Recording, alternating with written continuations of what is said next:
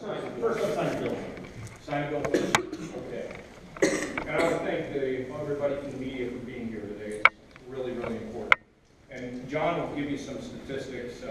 John, I don't sign. You want to just tell them about just quickly about what you've done?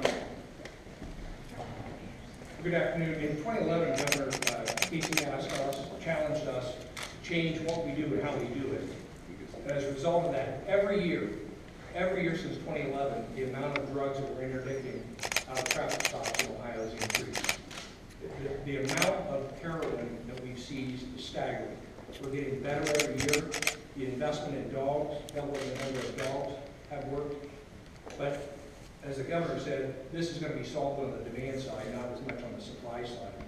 Law enforcement from 2011 has been all in, 100% all in, and the numbers and statistics prove that. We need the public's help. We have a pound 677 number that we ask for tips. It's been incredibly helpful. But on the demand side, the public is in at the level law enforcement has been in. On the education side, go to the Start Talking website, figure out what you can do, because this is going to be solved at the local level with the demand. Let me just amplify. I don't want to step on our own message here, but what the hell. This is the same kind of situation we have with human trafficking. Do you know what happens to these people? Do you have any idea how they're taken out and drugged and abused and raped, and why is it happening? Mostly it's people who walk around, young people who walk around the malls who just don't seem as though they fit anywhere. Does anybody take the time to work with them? If you do, you're going to save something. Right, John? Yes, sir. And you can see these people. You walk into a certain facility and you can look at a business and say, what are they doing here? Fred can't find them all. Infant mortality. We've spent, we've got about 21 hotspots in this state. You know what the problem is? We have somebody who is young and maybe not very educated, and the community itself, which is what they're doing here in Franklin County. I give a lot of credit to Coleman, our new mayor, also the group of people who come together. You know what they're doing?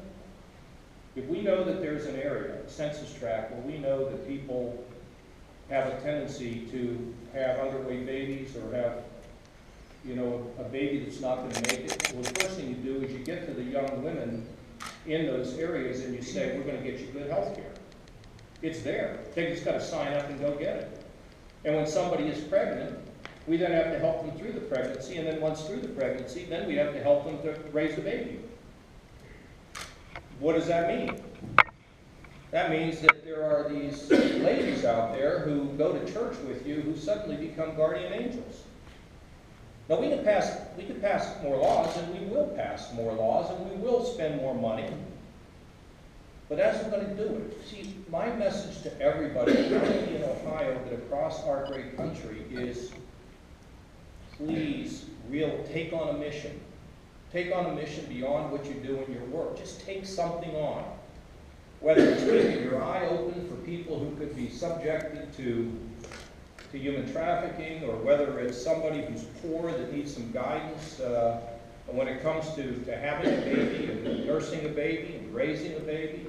And maybe it's even making sure that in our schools, that we have the local school boards have a challenge to make sure our kids are getting the kind of education. You see, it all fits together.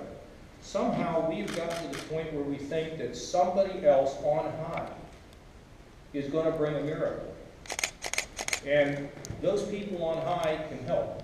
But just like I said to Randy, and I don't mean to call him out, but if I give you the toolbox, you got to use the tools. And we got to light a fire in the soul of everyone across this country that we're all in it together. And that we, most important, need to live a life just a little bit bigger than ourselves. We're not looking for sainthood. I'd be the worst one. But there are moments in time when we can rise. We can rise to a higher place. Those are the things that they remember about us when we die.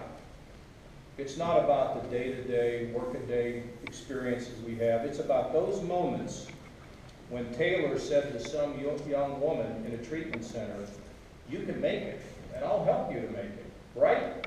You can make it. You know, I've got a lot of problems myself, but you know what? We're in this together. I'm going to help you.